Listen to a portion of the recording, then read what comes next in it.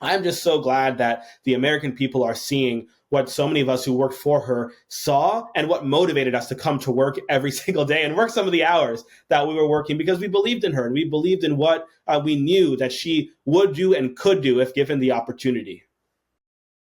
You go to California, they have blackouts and brownouts every single day. California is a mess. They have the governor of California, Gavin Newsom. Has anybody ever heard of him? But worse, they had an attorney general and a DA who destroyed San Francisco and then destroyed California. Gevin Reynolds, it's great to have you back on the Ken Harbaugh Show. Actually, first time on the Ken Harbaugh Show. You're an old guest on Against All Enemies. We have pivoted. Right. We're having a great time doing it daily now. But I don't know where to begin except that the usual shtick, Donald Trump throwing out these wild accusations.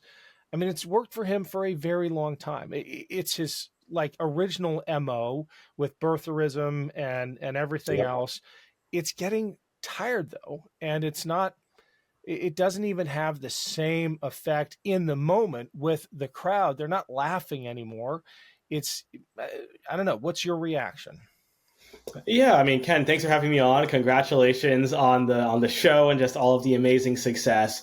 I think you're right. The whole shtick is getting tired because the American people are getting tired. I think right now people are actually looking for a leader who can come in and offer a bold vision of new leadership over the next 4 years. And President Obama said this best at the DNC, which is that we know the sequel is always worse. And we've seen what Donald Trump will do to our country if we let him. And he hasn't been shy about what he wants to do if he's elected to a second term. I mean, you talk about some of the lies he's been throwing around. Talk about the cats, right? Toni Morrison actually famously reminded us about what racism at its core is, which is that it's a distraction, right? And that's Donald Trump's strategy with all of the lies, especially the racist lies like the Springfield and Haitian cat lies. I do want to believe it's backfiring on him. Look, it's bad when someone like Vivek Ramaswamy goes to Springfield and then says that he didn't see any evidence of Haitian people eating cats. But at the same time, a poll taken of Trump supporters after the debate showed that 52% of his supporters actually believed him. Yeah. And I think it's important that we also remember, right, that a lot of the rhetoric, although we know, their lies, they can have some dangerous consequences. I mean, over his first term in office, hate crimes went up and were prosecuted under his watch, in large part, in my opinion, due to his inflammatory and hateful rhetoric, which we knew about before we elected him. And after the whole Haitian thing, Haitians in Springfield were being targeted such that children had to miss out on their education and stay home. And, you look at what he was saying in Pennsylvania about the blackouts and the brownouts happening in California. Once again, Donald Trump lying. There are not blackouts and brownouts every day happening in California. But if we want to go deeper, Ken, I did some research. And if Trump wants to talk about blackouts, let's talk about why those blackouts are happening. In fact, from 2000 to 2023, 61% of all major blackouts reported in the state were caused by extreme weather events. And we know that extreme weather events are caused by ding, ding, ding, climate change, something Donald Trump has repeatedly called a hoax. So if he wants to do something about these blackouts and these brownouts, which, by the way, I didn't know what a brownout was, so I learned something, but maybe he should actually embrace some economic policies focused on building a clean energy economy, which Vice President Harris has done and which Governor Newsom, not Newscum, has actually done. And so these lies continue to be a part of the pattern. He told at least 30 of them during the debate. Speaking of that debate, right, you know how bad he knows he did because he won't agree to another one. So and the last thing I'll say about all of these lies and, about the California blackouts and brownouts, let's remember where he made that false statement. He was in Pennsylvania, a state that Kamala Harris is leading by 5 points right now. So maybe next time Donald Trump visits that state, he should try spending his time talking about Pennsylvania, not a state on the other side of the country, which he's going to lose anyway. So I'm really glad you pointed out the damage that these lies do, because it's easy as a political commentator to sit back and do the political analysis and say they're falling flat and they're only appealing to a vanishingly small percentage of his base. But that shrinking percentage of his base who seize upon these lies and then act on them, they can do real damage to communities Absolutely. like Springfield writ large, but particularly to the vulnerable populations that Trump is so effective at targeting. Absolutely. Yeah. Pete Buttigieg made this observation that the thing that is going to cost Trump and Vance the election isn't the racism, it isn't the lies. It's the fact that they put their policies on paper, that they wrote Yeah. it out in Project 2025. And at the Yes. end of the day, that is what has woken up so many ordinary Americans, not the professional pundits who pay attention to this stuff 24/7, much as I wish we didn't have to, but to the folks who have real jobs, right? Who are paying attention to other things That's because right. they have to. But the MAGAverse wrote it down. They wrote it down. Have you ever seen anything? I'm trying to think of an analog in at least my political memory of a political tract or platform or treatise being so damaging to the movement that put it out. Yeah, I mean, look, there's the saying my mom taught me: if someone shows you who they are, Believe the it. first time, believe them. And so I think we have ample evidence to believe what Donald Trump is about. But you're so right, and I'm so glad we're finally talking about Project 2025. I was a part of the speechwriting team at the DNC, and from a strategic level, we really wanted to make sure that people who are watching the DNC day in and day out came away with an understanding of what Project 2025 is. You may remember, those who watched it, the big book we had some of our speakers walk out with and plop down on the podium. What was in those hundreds and hundreds and hundreds of pages is exactly the blueprint that Donald Trump and his MAGA verse has in store for a second term, right? And you take an issue that really matters to the American people, something like the economy and the rising cost of living.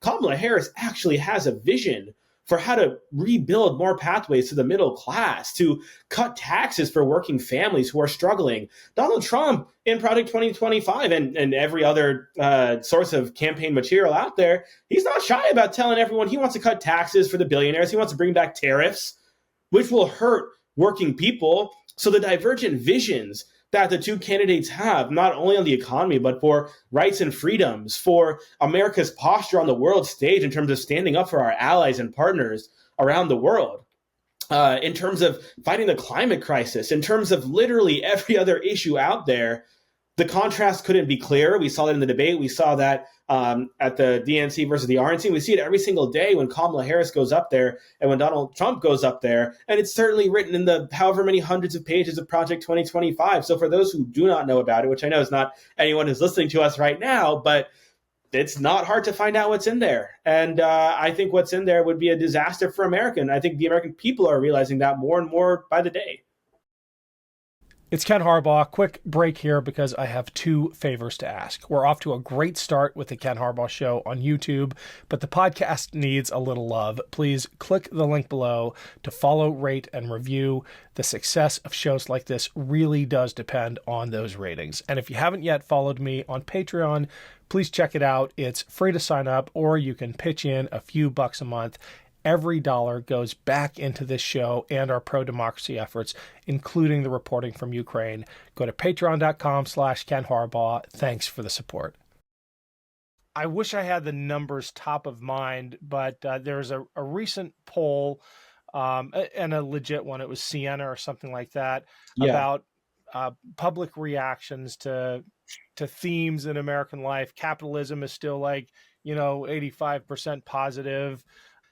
The only thing worse than socialism and smallpox was Project 2025. It had a net negative 57 or something.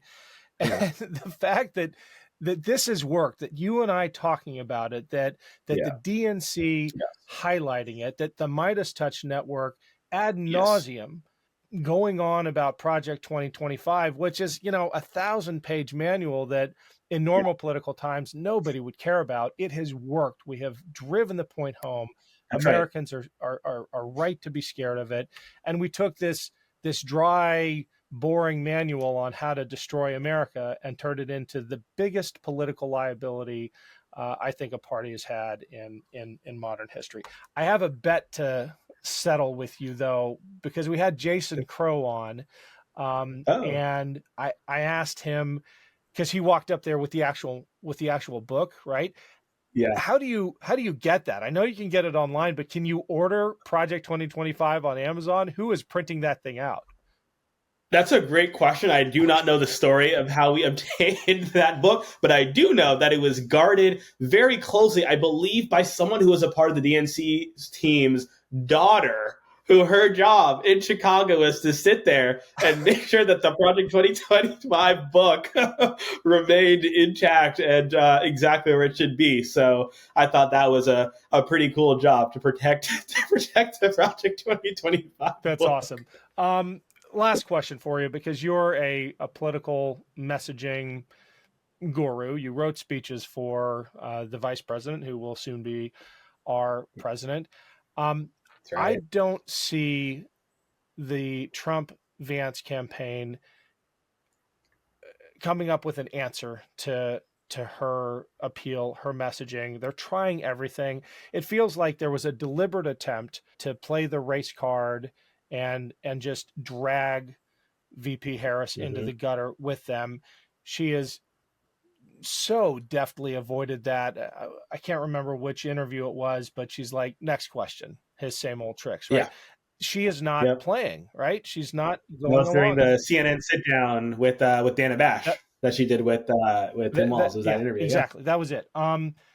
What do they, I mean, I hate to ask you what your advice to the Trump campaign would be, but why don't they have an answer to this? Like this is politics 101. Well, we have to remember, like, why is Donald Trump running? He's not running because he wants to, provide leadership to the people of America or to our nation. He's running to stay out of jail, right? And so there's no coherent strategy right now with what he's doing or how he's approaching his campaign. J.D. Vance was a terrible pick. He's extremely awkward, lacks all charisma. And I think we'll see, is it next week? Yeah, October 1st, when he takes the stage against Tim Walz, who just America has embraced so much. He's a normal guy. He's a former football coach, a former teacher, someone who's been a leader in the state of Minnesota and brought about so much good in that state. I think the contrast between the two of them, not only on policy, but on personality and on just vision, all of that is going to be so clear. So I think it's important to just remember, right? Like, Donald Trump is not running because he actually cares about this country. He's running because he cares about himself. And through his policies, you can see that he just cares about his other rich friends, truly anyone who can write him a check to help him with his legal fees. Whereas Vice President Harris has assembled a team in so short of time. How long has it been since she ascended to the top of the ticket? Yeah. And look at the strides that she has made, not only in the polls, but in fundraising, in terms of the enthusiasm that we're seeing from folks who are chipping in to her campaign in terms of the time that they're volunteering, their time, their talent, their treasure, literally every metric you can think of enthusiasm. We just saw a poll come out, I think it was today or yesterday, the Harvard Youth poll, showing that the vice president is now up 30 plus points over the former president. Now, President Biden wasn't even at that point, right? That was a demographic for him that he really was needing to make up some ground with. The vice president's also doing extremely well with voters of color, Asian American voters, Black voters. Certainly still ground to make up, though. We saw the New York Times Siena poll that shows some difficulties, right, in terms of ground she needs to make up in states like Georgia and Arizona and North Carolina. But I think she's really done a good job of solidifying states like Pennsylvania and others across the Midwest. So certainly still work to do, but I believe that only one campaign is serious about doing it. Me too. You spent a lot of time very close with the vice president. I am old enough to remember 2 months ago, 3 months ago, when people wondered if she was up to the task, right? Right. I mean, her net favorable was underwater. Most political commentators said that, she'd be a disaster. Did the people close to her know something the rest of us didn't? Were you keeping it close to the vest? Or was this a perfect storm? The thing is, working at the White House is a very difficult job. It's a very challenging job, and it's certainly one you don't do for the money, right? You do it because you believe in the mission, and more importantly, you believe in their principle. The PAL, like the person you work for, right? And the PLE as well, sure. But we were there because we believed in Vice President Kamala Harris, and we saw what I think the American people are finally seeing, and which I think other people saw along the way too, which is that she is someone who we need to lead our country into the future. She is so brilliant. She is so dedicated. The level of preparation and detail orientation that she brings to her job. There was that article that came out. I can't remember if it was Washington Post or New York Times, where a former staffer said, "Oh, it's so hard to prep her because she asked questions about what's in the briefing material." Well, yeah, I think it would be a problem if she didn't. And this is someone who's dedicated her whole life to serving no one other than the American people. As far as I know, her only boss has ever been, besides her summer job at McDonald's in college, has been the American people, whether in California or now as vice president and soon to be president. So I'm just so glad that the American people are seeing what so many of us who worked for her saw and what motivated us to come to work every single day and work some of the hours that we were working, because we believed in her and we believed in what we knew that she would do and could do if given the opportunity. And what you saw and what inspired you is exactly the same thing that terrifies Donald Trump. I mean, if there is a perfect storm, right, it's the vice president herself. He is terrified of facts, and she brings facts to arguments. He's terrified of women. He's terrified of minorities. Yes. I don't feel sorry for him at all, right? But it's like all of his phobias in one package staring him down on a stage. No wonder he doesn't want to debate her again. Any final thoughts? I certainly wouldn't want to debate her again either. Just the way in which she prosecuted the case against the former president, right? And you mentioned before, on the issue of race and the way that the vice president has handled that. I think it's been so smart. She lets her appearance do the talking. We know her background. We know her ethnicity. We know the history that will be made once she's elected. But we also know, and she knows, that the American people want to see, what is the vision that you have for the next 4 years? And Vice President Harris, I believe, up there on the debate stage, and every single time she takes the stage, presents that case better than I've seen a politician do in recent memory. You named the issue, whether it's reproductive freedom, whether it's the economy and rebuilding the middle class, or fighting the climate crisis. These are issues she's been working on for so long, and I think it shows. And I think the American people are craving bold, fresh, new leadership.